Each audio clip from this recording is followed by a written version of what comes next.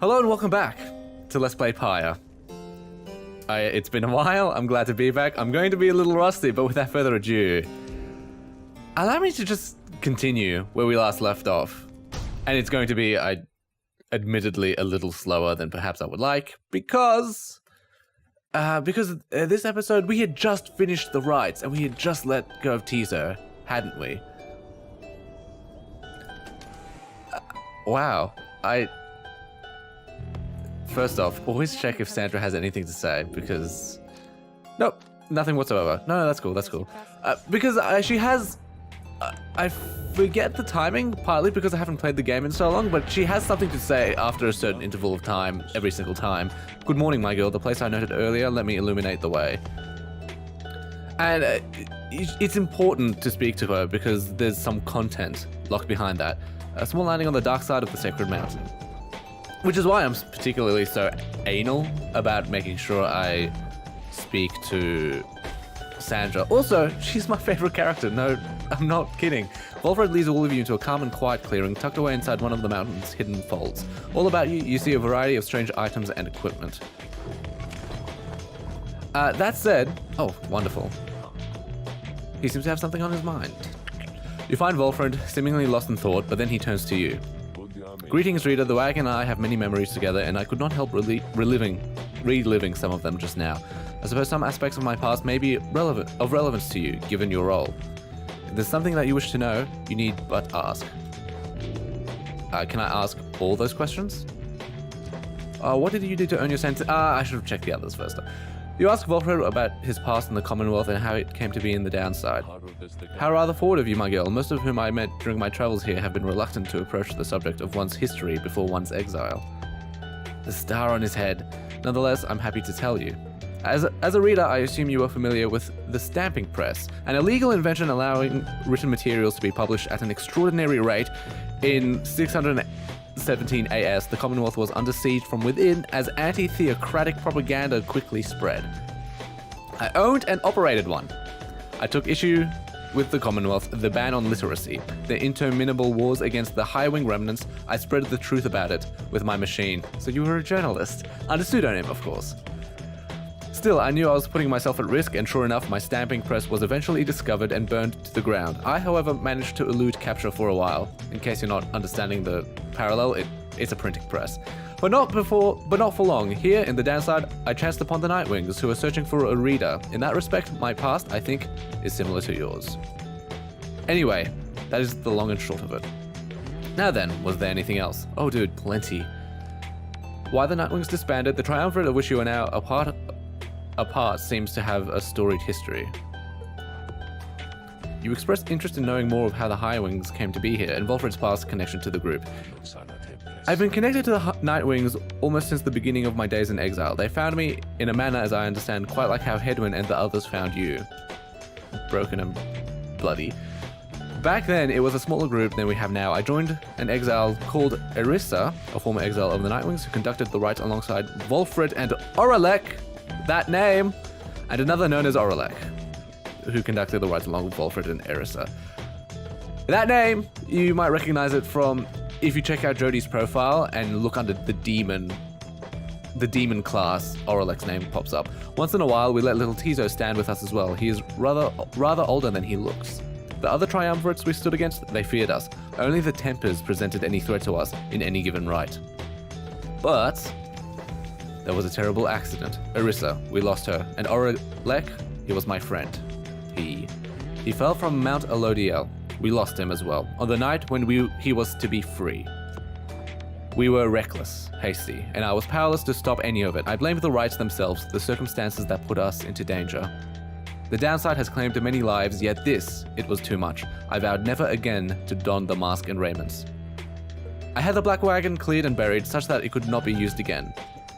If the Nightwings would rise again, it would be under different circumstances, under new leadership, and towards a different purpose.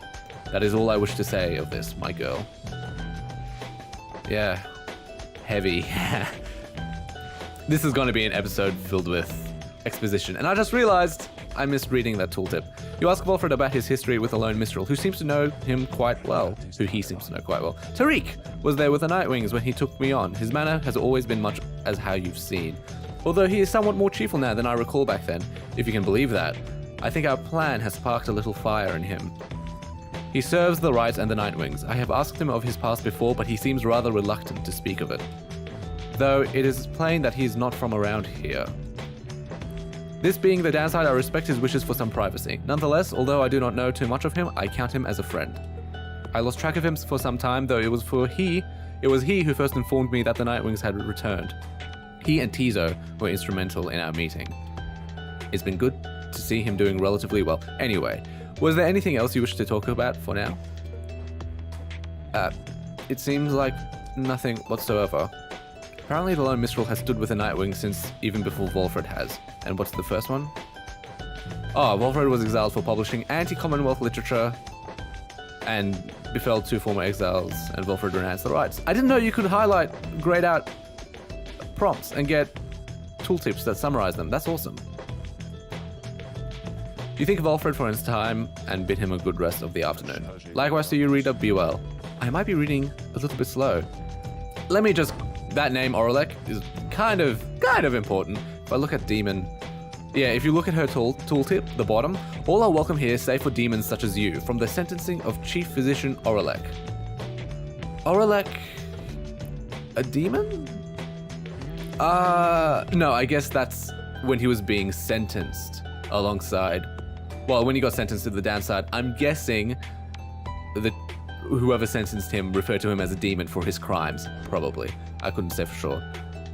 That does that, I suppose.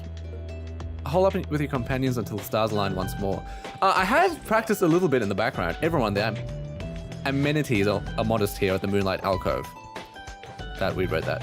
Oh wait, for many years Volfred smuggled supplies and furnishings to this well-hidden locale. But I suggest that you get comfortable, we may be here for some time. As for myself, I have some business to attend to. Please leave the wagon in my care for now. It shall be ready by when you need it next. From the mountaintop, you can see all across the downside, its impossible expanse staring back at you. The thought occurs to you that you may never see another land besides it. Scary. And so, you and your companions wait upon the mountaintop in quiet solitude, anticipating when the cycle of the rites begins to turn again. Then, you shall have another opportunity to free one of your own. You may earn back their freedom one by one. Many moons pass. This fire motif is important. Then one evening, it's like the burning of books, dare I say. May I have a moment? Reader. Tariq, I missed you. The Lone Mistral finds you poring over the Book of Rites as has been your leaning through your stay at this abode. Begging your pardon, but there is something you may wish to see. Please follow me. You follow him into the cold night. Look forth, reader, madam. The stars shine like you have never seen. Once more, the path towards salvation is revealed, but now, something is different. The stars shine once more. You can actually change your gender in the settings to be either male or female. Female is default. Oris, Jomua, und Gol, the South Star. Each prior time you searched the stars, they showed you to a single path, but now several rites avail themselves to you at once. Henceforth, you may choose from several different rites, all at once. It's generally speaking always 3. How do I know which one? Yeah, this is a gimmick only unique to the Nightwings. They sort of exist somewhat outside the rites. I may get to talk about this in future, but for now, just keep in mind, we can fight different people. Honestly, I'm not in the mood to fight what are the canines called again? Because they move so fast.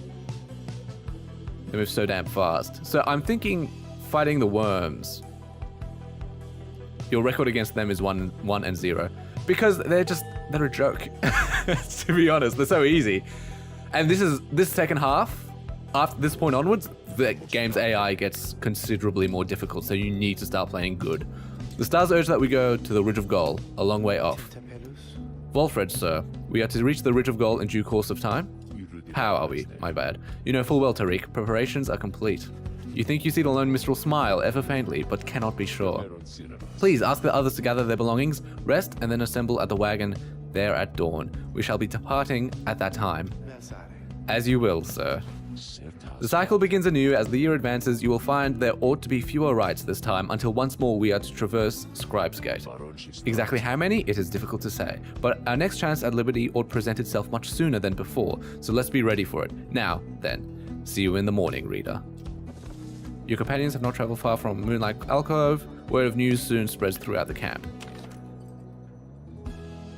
Well, I guess, without further ado... Next morning, Volfred calls everyone together before the Black Wagon. This old wagon is more than it appears. With Bertrude's aid, the hag, the bog witch, not the hag, wow.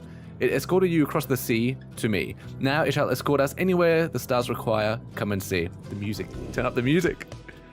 Step inside. Oh, yeah, you can see some new furnishings on the top of the screen. Sparkly. Something has changed about the wagon's interior. You look before to the old cracks and signs of age now expose various intricate components once hidden from view. You are the Nightwings. You shall travel in their customary way. He turns to you, indicating levers and devices marked with symbols from the book. Now, reader, whenever you're ready, you may take us up. I'll show you how. And everyone else, hang on to something. Oh, I want to look inside the... I want to look inside the back wagon. Okay. We can fly. We can fly! After having soared into the sky, the Black Wagon remains aloft, somehow. Never thought I'd soar like this again. Oh, that's right, because their wings are clipped. Oh, by the scribes. Oh, I'm reading all these characters again. I'm sorry, I haven't seen you guys for so long. I can't believe it. The Nightwings sail the skies again, wherever the stars may call for them. There is one catch: the downside provides few locales suitable for landing. Though we should be able to find at least a couple landing places near to where we're going. We'll then make our way by land or sea towards our destination. Now, without further ado, let us proceed. The Black Wagon can fly! Seek landing near the Ridge of Gold. This isn't unique to the Black Wagon or the Nightwings. Frankly, I believe every triumvirate can fly. Every wagon can fly. I didn't realize you could boost. That's... How long have I played this game without... Oh yeah, check this out. Hello. Ah, eat them. You can hear the angry hissing come from Mild all the way from your position. You think mayhaps the skies belong to years. Foolish, the skies and everything above them and below belong to the astral-born. Ye shall be smitten. Yeah. Now be gone, thought.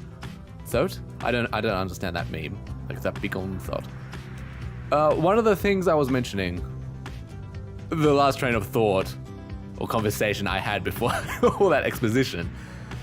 Well, first off, I was intending the start of this episode to read the Book of Rites, because there's lots of, at this point in the vanilla game... Oh no, I can't hit you because you've landed. Okay. Normally, by the way, we're heading down to the bottom right, you can see the symbol. Your destination, the rites will soon commence here if the stars themselves are to be believed. Oh, okay. That's just, I didn't realize I had a tooltip. Because I'm playing True Nightwings mode, the Book of Rites is mostly almost all complete. But, sisters, we are under attack. Hold, no, we're merely being mocked. By none other than the Nightwings, mock us all you wish, the wastrels of the Commonwealth. The sight of you is utterly outlandish, wagon. Your mere existence is an affront to the act of flight. With that, everyone else is flying. By nay, we must resort to such ignoble means of travel such as you. Now stay away from us, lest that our avengers should extend beyond your Commonwealth, become much more personal in nature. Wow, I can't read. There was a thing to pick up. The worm golf. Sir Gillum sidle up to you very slowly. We are very, very, very, very high above.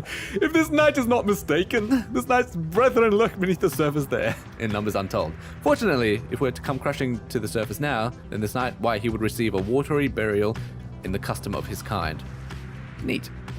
So the vanilla game, the Book of Rites, tends to open up with a lot of new chapters. The missing chapters tend to be the Titan Stars, which you unlock each time you play with the corresponding Titan Star activated. And the Triumvirates, which you unlock by playing against the corresponding Triumvirate. Below, amid the desolation of flagging hands, you see big Bertrudes from which you first embarked by sea. You wonder how its venerable proprietor is faring. I'm certain that big Bertrude must have left a strong impression on you all. She's not easy to forget. I've known her since before my exile, or hers. She's been here a long time. I've sent my agents to repay her for assisting you and to send her our regards. The old wagon must have been in need of some repairs. Indeed. So maybe, because 14 minutes in, I might, before starting the ride, actually fill in the rest of the time reading the Book of Rites. Because it's important, really. Sorry, I should be sprinting. That is such cool animation. It looks very like a bird slowing down. Oh, here we are. Point of interest. Yonder lies the Ridge of Gold, somewhat less imposing when viewed from this vantage point. Do you not agree, reader? The myths of the Danside hold that it is no mere ridge of stone, but the remains of Lord Gandroth. The serpent titan vanquished by the scribe Golgolathanian. He brandished his tower shield and sent Gandroth's fury back into his countenance. The Book of Rites. Though, perhaps such tales are of little import now when you stand to confront the Pyre there in just a short while. Oh, that's right, that's who we're versing. Those losers. Back to the beginning. As you fly aloft over the area of the Danside Prairie, where first your path diverged, you see Jodariel peering down the lands below. You took us through a hollow route that first time, if memory serves, reader. I haven't been here in like 4 months. Taking sides with Greentail rather than with me. It took me considerable length of time after that point to come to the conclusion you were not a complete fool. Oh, watch it there, Jody. My sister here is a real discerning judge of character and has a good direction sense for that matter. Yes, listen to him. We'd probably all be stuck in a box still had she listened to you back then. Oh, indeed. They both seem to be in good spirits, reminiscing about old times. Hey, nice! So we should probably go down to Blooming's Pool. Shouldn't we? Wait, point of interest. Fly closer to learn more. You saw near the border of Sandfolds. Exiles cast down river wash up on the southern edge of the downside in an unlivable waste. Exile who survived the river journey are then left to struggle here. Where your companions first found you in the downside long ago. There is nothing for you there and you wish never to see it again. Understandably. In this case, I think it's... Hold on. Gay expresses an interest in taking this route and that you may find something of value along this route. I reckon that's a trinket, whatever they're called, and this might be a stat boost. Go the trinket. Oh, E to land. Welcome back to basically the beginning of the game. You make a successful landing in the Danside Prairie near the southern edge of the Danside. Memories of the first met Hedwyn, Jodariel, and Ruki come flooding back. Your companions assist with a routine inspection of the wagon. Hedwyn reports that the wagon's hull is well intact and did not suffer damage during the flight. Gay observes small fractures in the edge of the wing flaps, though on further scrutiny this proves to not be cause for much concern. Everything else seems in order. The rest of the group got through the flight without incident. You should have some time to explore the vicinity before continuing onward toward the Ridge of Gold by land. Awesome. Let's listen to Gilman. Oh, of course. I actually know almost nothing about his story because we're going against the Pyre. Like, in my first playthrough, Gilman was the first to go, which if you'd believe. So Gilman is shivering there after the Black Wagon's maiden voyage through the skies. My master reader, this knight is very, very slightly out of sorts is all. He merely appears terrified, but he assures you that his seeming cowardice is but an optical illusion in this case. Pamitha overhears and joins you. Flying's not for everyone, Sir Knight. This knight heartily concurs, though how anyone at all can stand it, he has yet to understand. Well, let's see, what's it like to swim the waters of the Sea Dominion? Ah, those glorious murky waters! I can't remember my accent for him. Engulfed in hideous warfare, to be sure, but otherwise a joy to cut across, to feel the coolness of the waves beneath one's gill slits and the like. Though this knight is now accustomed to his life above the surface. Flying's just the same, Sir Knight. It resists those of us not born to it. I, in turn, have wondered what your seas are like, but the thought of swimming fills me with disgust. Though I haven't had to swim, and you now have to fly. That's very brave of you. And you handled it better than some harp fledglings I've met in my day. Oh, I've never seen this character interaction. You'll get used to it. She departs, but you sense Sir Gilman is feeling better after the exchange. Hey, +1 hope. Nice. Oh, great. We can check out the inside of the wagon. Yield fruits from time to time, though only if one says the magic word. That the Danbury can be sold whenever we wish. So we have some canvas wing. The black wagon is flight capable, though by which means you do not fully grasp as of yet. A keepsake from the Moonlight Alcove. There's this stuff here as well? No, these are just the wings, huh? Oh! The wisp inside provided a scarce bit of light when it's needed, all for a lowly monthly fee? Huh? Okay. So we pay the bills now. Oh boy. That pretty much brings us to the 20-minute mark, unfortunately. That was quick. I'm having fun. So hey, thanks for tuning in. I do appreciate your viewership. Stay tuned. There's going to be a lot more Pyre coming in future, but until then, I'll see you next time.